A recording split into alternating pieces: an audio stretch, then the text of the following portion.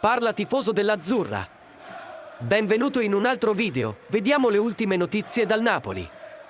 Ancora una volta siamo qui per portarvi le ultime notizie sul nostro caro club. Ora è ufficiale. Il prefetto ha dettato legge e la Lega Calcio si è adeguata a suo malgrado spostando data e orario di Napoli-Salernitana, gara valida per la 32esima giornata di Serie A e che potrebbe sancire aritmeticamente la vittoria dello scudetto.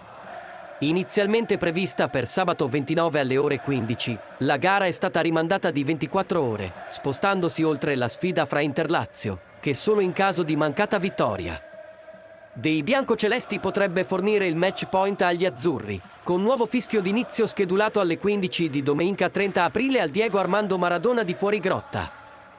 Luciano Spalletti e i suoi uomini potrebbero riuscire a festeggiare quindi in campo e non dal divano, e per farlo dovranno imporsi in caso di vittoria dell'Inter, in un derby tutt'altro che scontato contro i Granata di Paolo Sousa che, dopo la sconfitta iniziale subita con la Lazio, non ha più perso con 6 pareggi e 2 vittorie all'attivo, di cui l'ultima per 3-0 contro il Sassuolo, che ha allontanato anche se non ancora definitivamente la zona retrocessione, dove vederla in TV e streaming.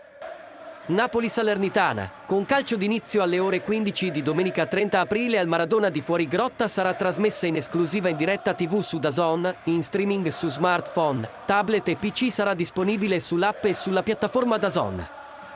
Probabili formazioni: Napoli 4-3-3, Meret, Di Lorenzo, Ramani, Kim, Olivera, Anguissa, Lobotka, Zilinski, Elmas, Osimhen, Kvaratskhelia. Salernitana 3-4-2-1, Ochoa, Lovato, Giomber, Pirola, Mazzocchi, Vilena, Koulibaly, Bradaric, Castanos, Candreva, Dia. Ciao fan di Azzurra!